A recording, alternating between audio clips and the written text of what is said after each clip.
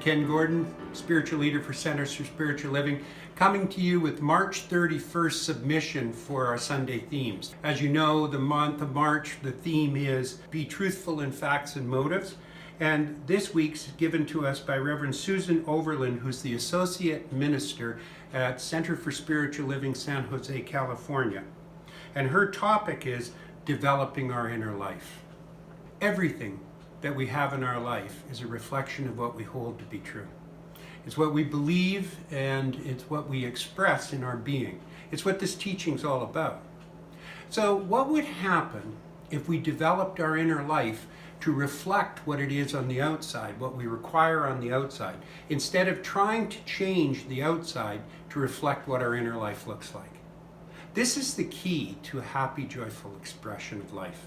The key is to know that change comes from within, that it is we who do the changing and the outside world changes according to what we perceive it to be. Now, I know that there's a larger consciousness, a societal consciousness, and then there's the individual consciousness, both the same consciousness, I might add, because there is only one mind, that mind is God. However, the thing is that if we don't buy into the stories on the outside, what we get to do is we get to reflect the stories that we develop on the inside, which is the inner life, and it is the portrayal of it that is so powerful in our being. So the development of the inner life to be reflective and to be the mirrored image of what it is that our desires are actually manifests into the form of our expression and our experience. Dr. Holmes wrote, "A change of consciousness does not come by simply willing or wishing.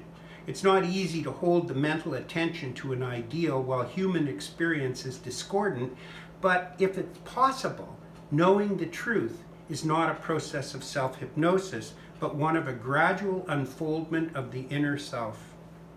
He wrote that in the Science of Mind textbook. He also wrote, "The artist knows that even though he or she has created something beautiful, it can be destroyed. Their real and innermost satisfaction is not in the object, but in the subject, that thing within themselves which penetrates the mystic splendor of beauty itself. So it is with all temporary creations. Empires may rise and fall, change and change, the vicissitudes of fortune, the comings and goings of human events, the isolated dramas of our own personal experiences, the temporary or more or less permanent friendships in our lives inevitably must give way to something bigger.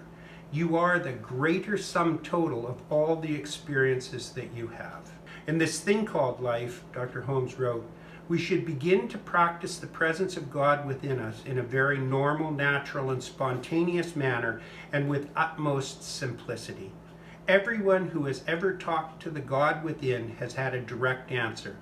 Let's see if we cannot learn to renounce our fears and our doubts, all this inward shaking and quaking and apprehension, and let God give us back to ourselves as we really are."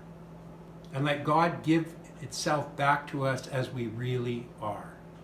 What would your life look like if you didn't have fear or a belief in lack or a belief in disease?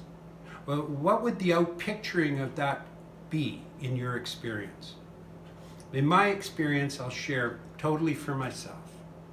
In my experience, I know when I release and surrender a fear around something, then all that is left behind is the love and the sense of brightness and lightness that it naturally exudes in what it is. When this occurs and this happens, I become buoyed. I become happy and joyful, and I rise above any sense or any feeling of stress or fatigue.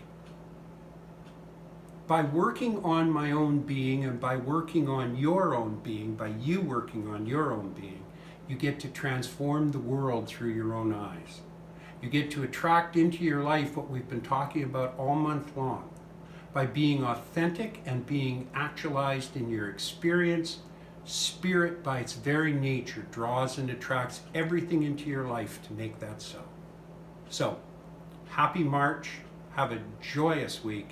I'll talk to you next week. Know you're loved. Thank you.